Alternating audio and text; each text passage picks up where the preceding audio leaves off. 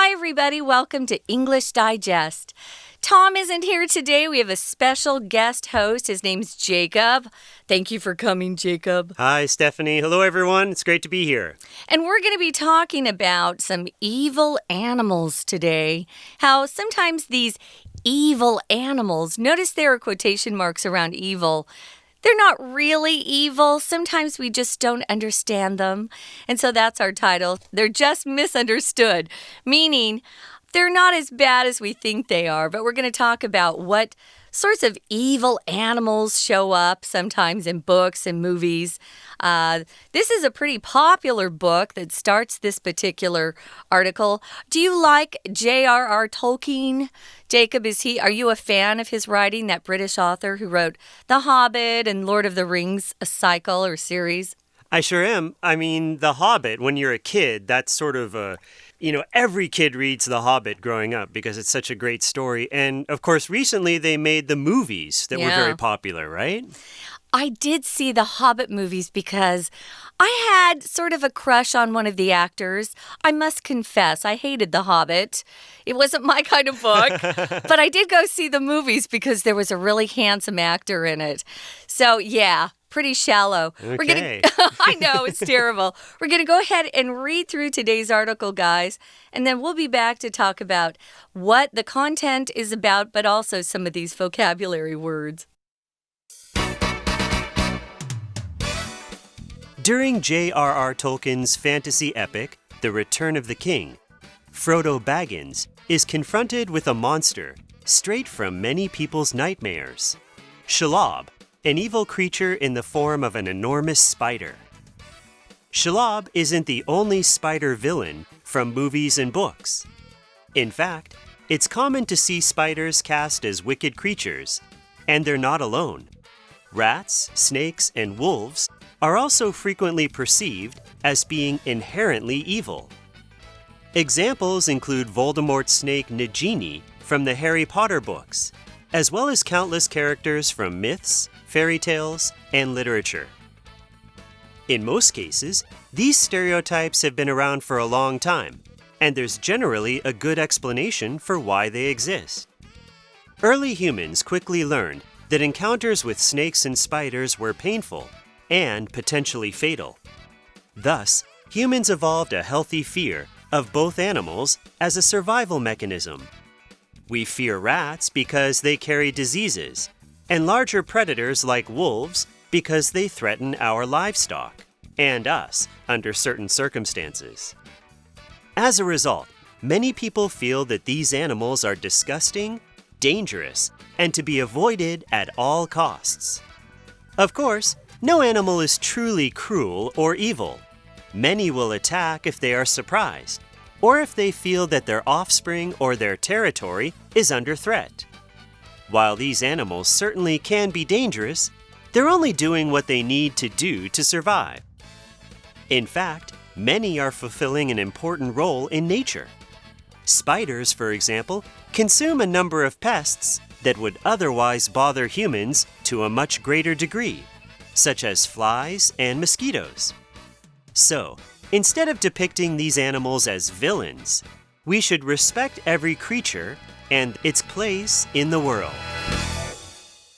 Okay, guys, we're going to just dive in and talk about our article today. Let's look at the title first. What does evil mean? Usually when you describe someone as being evil, it means they really enjoy doing bad things and hurting other people on purpose. And I think the reason why we have quotation marks around evil animals, or just the evil there, is they don't really inside their brains think, oh, I want to hurt this other animal, or they want to enjoy doing really mean things to people. They're just misunderstood, we're saying here. So the first example here is in the book, The Return of the King. And it's J.R.R. Tolkien's.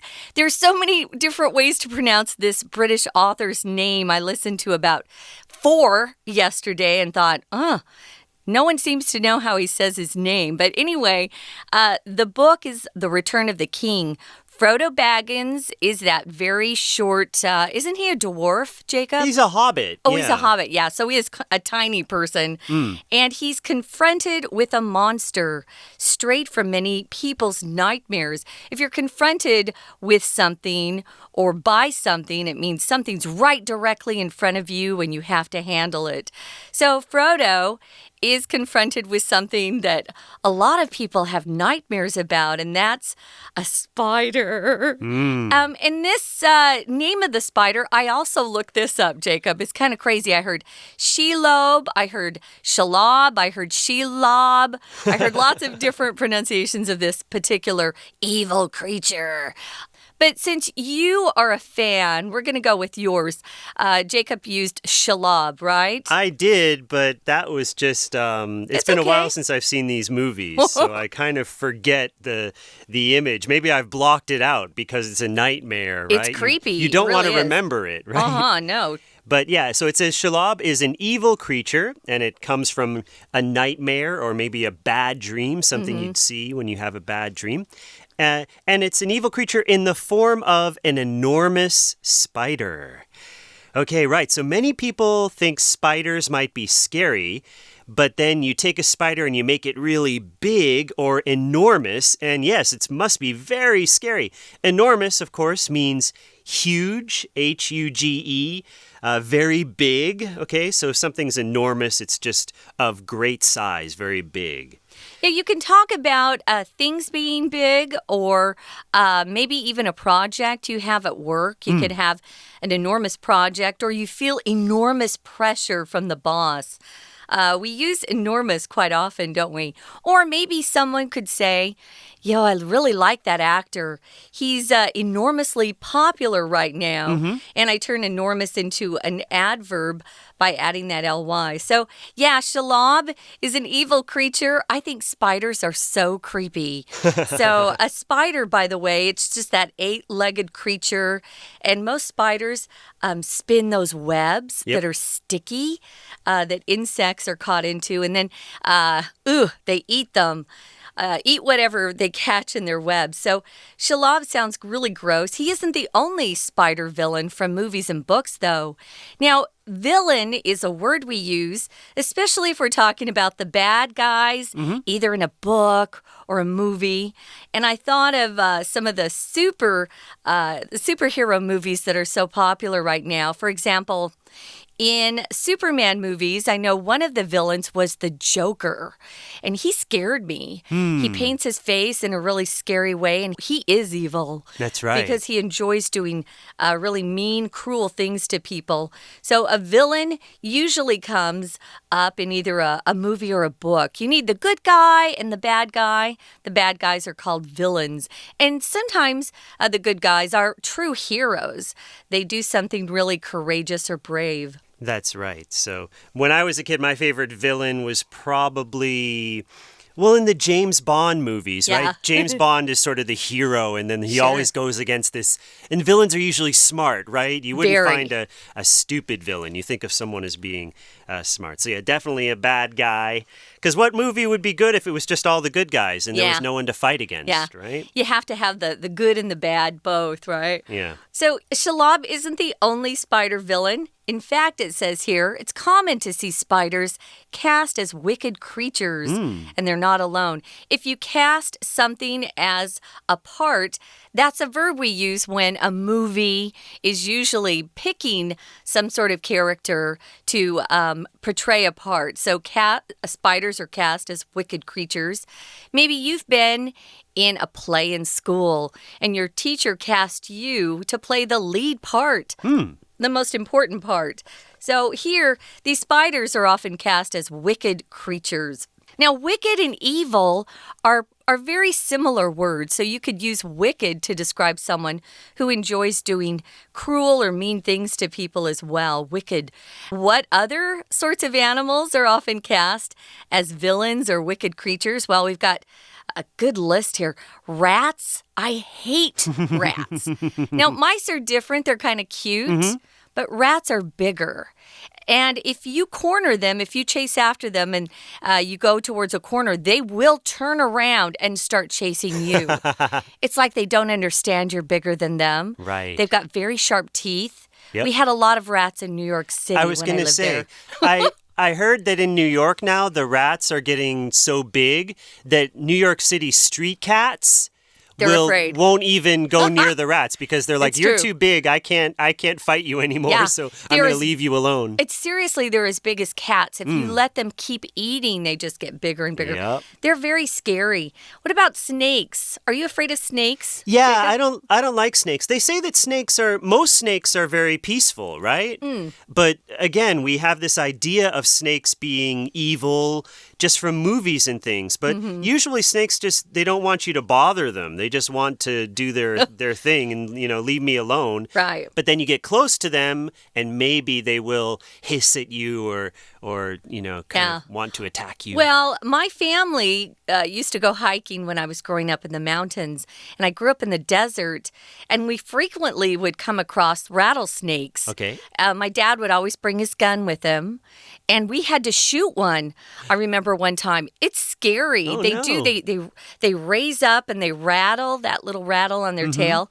If they do bite small kids, they can really hurt you. Sometimes they can kill the really tiny kids. Because some snakes are poisonous, right? Which means their bite can really hurt you or kill you.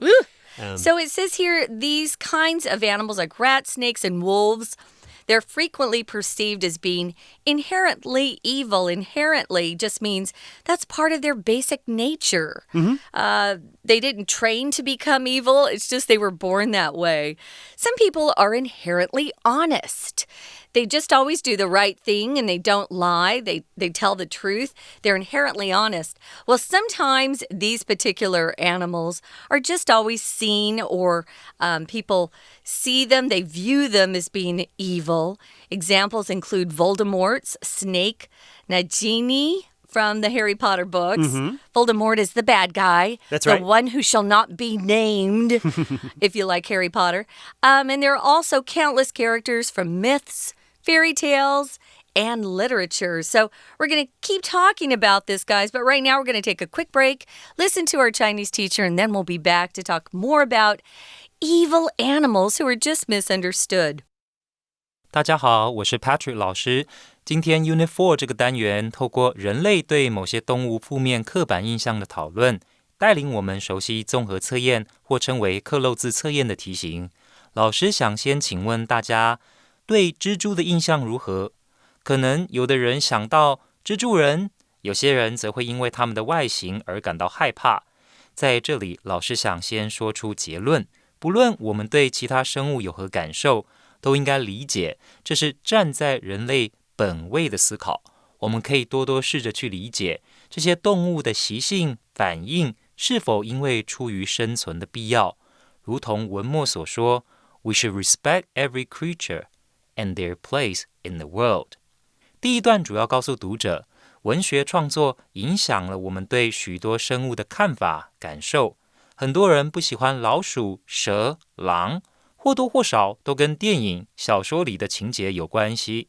好，我们看到第一题，空格前一句说明我们常看到蜘蛛扮演邪恶生物，而且蜘蛛不是唯一的反派角色。They are not alone. 空格本句除了提到 rats, snakes, wolves 之外，句中使用转折词 also 也来表示本句与前一句的观点相似，可推知本句应该是说明上述这些动物跟蜘蛛一样，也经常被视为是邪恶的。因此答案选 A perceived。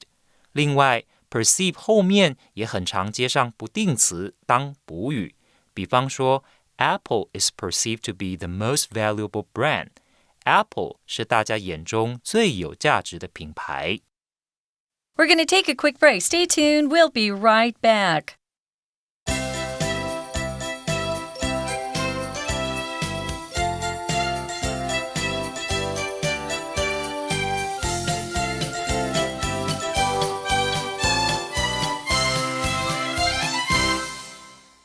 Welcome back, guys. You're listening to English Digest. I'm here with our guest host, Jacob, and we're talking about some evil animals that are just misunderstood, meaning they're not really evil, which means, they're not purposely trying to hurt you or they don't enjoy being cruel. It's just the way people see them. Now, let's go ahead and move on to the second paragraph here. It says, in most cases, these stereotypes have been around for a long time, and there's generally a good explanation for why they exist. Stereotypes are how people usually describe a certain group of people or a certain group of animals, and sometimes they're correct. They're correct sometimes because there's history behind there, but sometimes it's just wrong. So you need to go beyond stereotypes and find the real explanation why some of these stereotypes exist. Well, early humans quickly learned that encounters with snakes and spiders were painful. And as Jacob said before the break, sometimes snakes have poison in them, which makes them potentially fatal, meaning they could kill you if they bite you. I grew up in Arizona, and we had a lot of black widows. Black widows are poisonous spiders that can often kill as well. Right. Depending on how much poison they have inside, they can definitely kill young babies. So we were always on the lookout for black widow spiders. We were scared of them.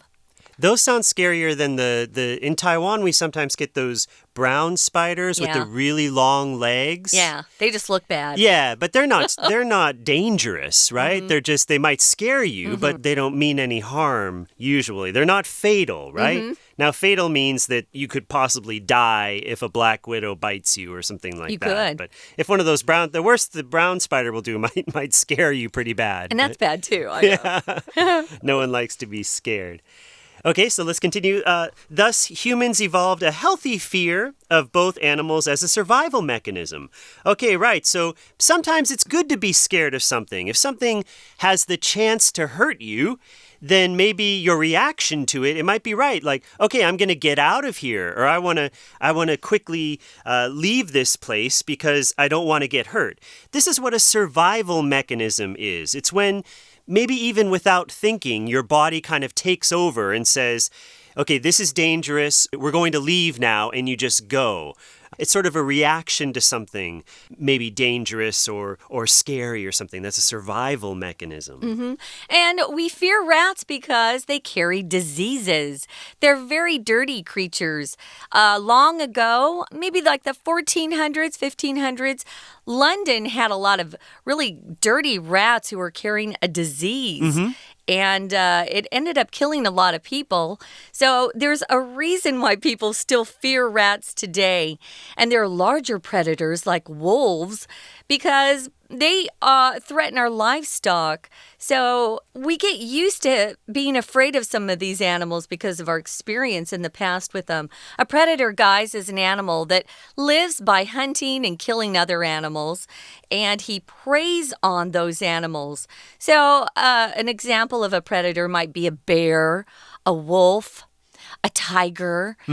Those are animals that hunt other animals and then kill them and eat them. So if a predator is threatening livestock, that can also threaten people. Livestock just refers to farm animals. It could be cows, and maybe you're raising some cattle that you're going to sell to the market as beef. Pigs are part of livestock as well. So if you had wolves coming onto your farm and killing your livestock, that affected people because maybe that's the way they earned their living, or maybe the livestock was their way of surviving. It was their food. So that's why some people still have these ideas about animals being evil and why they're still misunderstood today. That's right. And as a result, many people feel that these animals are disgusting. Okay, so very yucky and icky. If something's disgusting, it gives you a bad feeling inside, like you feel sick. Dangerous, and to be avoided at all costs. Okay, at all costs here is a phrase. It means no matter what. So at all costs is something that you definitely need to do. So to avoid them or stay away from them, no matter what, at all costs. I could use an example. I thought of was I don't like going to the dentist. So I avoid going at all costs. What I should really say is I hate going to the dentist, so I should avoid sugar at all costs. That's a good plan. Yeah, sugar is bad for your teeth, as you know. Yeah, at all costs, in any way possible, because you just want to avoid it. There might be a risk or a great expense. Going to the dentist for me just means it's going to cost a lot of money and it's going to hurt. Yes. And I hate pain. You're not alone. A lot of people do not like the dentist. No, I'd rather go to the doctor any day. So moving on to the final paragraph, guys. Of course, no animal is truly cruel or evil. Again, if you're evil, you have to enjoy hurting other things. And we don't think that animals really set out to hurt other animals or even people because they love it. They love to hurt you. So many will attack if they are surprised. For example, those snakes that we came across in the mountains when I was growing up, the rattlesnakes, they weren't trying to hunt after us. No, but we surprised them, and so they felt like they were under attack. So their response was to attack us. So sometimes they're just surprised, or sometimes this happens. They feel their offspring or their territory is under threat. What would that mean, Jacob? Well, offspring are your babies, right? So if it's a mother snake and she has her baby snakes in a nest, then she might feel like you want to hurt my young or my baby, so I'm going to protect them, okay? And territory is the space that you have. For instance, if you have a pet dog and you take the dog out for a walk, you might notice your dog sort of going to the bathroom a little bit. What it's doing is it's marking its territory. It's sending a message to other dogs saying, this is my space. Yeah. You know, you better be careful because you're coming onto my space and I'm just gonna fight you if you come on my space. So this is what animals do, right? They mark their territory or the space that they think they own. Yeah, because animals will actually leave their scent or their smell in that area, and other animals will pick up that smell. It's so interesting. Yep. Yeah, so territory is also used, guys, to talk about an area of land that belongs to or is controlled by a government. My state is very close to the border between the United States and Mexico. So if you cross the border, we would say we're now in Mexican territory. So, yeah, animals and governments have territory. Territory could be non-count. The way Jacob was just talking about it, it's more non-count, an area that an animal will use and defend. And it can also be countable as well. The United States has some territories that aren't official states. For example, Puerto Rico, Guam. Those are U.S. territories. Notice that that's plural. So, yeah, animals certainly can be dangerous. Don't get this wrong. We're not saying they're not dangerous. We're just saying they aren't inherently evil. They're just misunderstood. In fact, many are fulfilling an important role in nature. Spiders, for example, consume a number of pests. Okay, so that means what do spiders do in your house when they make these webs? They use these webs to catch flies and mosquitoes. So what they're doing is they're actually helping us. Yay! To get rid of these pests or things that bother us. A pest, it can be an insect, a small bug, an animal. A pest can also be like if you have a little brother or a little sister when you were younger and they always would bother you and want to play with you and stuff. You just want, leave me alone, stop being a pest, right? Right. Yeah, we totally do that. Yep. Well, they do help us. Otherwise, these insects would bother us, like flies and mosquitoes, as Jacob said. So instead of depicting these animals as villains, we should respect every creature and their place in the world. So if you depict something, guys, it's how you show something to be. It's how it's described. Or maybe someone has written a book and they depict a certain character as being a hero. That's the way they're describing that person as being. So instead of describing animals as villains or depicting them that way, we should respect them. You can also substitute this word depict for portray. So, yeah. These animals that we look at sometimes as being evil really aren't. And every animal has its duty or its position in this world. They have a role to play. And You know, even though some of them are still kind of gross, like rats and cockroaches. I hate them both. Right now, we're going to listen one more time to our Chinese teacher, and then we'll be back to say goodbye. 第二题，空格前有 these， 请记住，如果空格前看到 this 或 these， 这就是非常大的解题线索。this 或 these 后面的单字，在总结前面的那句话或那几句话。These 空格 have been around for a long time， 这些什么已经由来已久。到底前面说蜘蛛、蛇、老鼠很邪恶，这种想法感受到底是什么呢？就是刻板印象。空格本句说明将某些动物看得很邪恶，这样的刻板印象由来已久，所以答案选 D stereotypes。 第二段说明其实这些刻板印象背后是出于恐惧的原因，而这些恐惧也是人类生存的机制，可以预防自己的生命或财产，比如蓄养的牲畜受到侵害。看到第三题，本句后半部分说明我们会怕像狼这样的 predator 掠食性动物，因为这些动物会攻击家畜。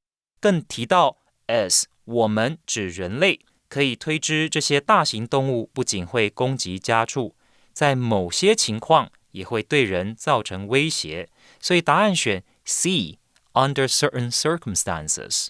最后一段有很多时候段落的第一句会是主题句，这是段落的大意，因此要了解第四格选什么，我们应该继续往下看。很多动物只有受到惊吓，觉得后代或领域受到威胁，才会攻击人类。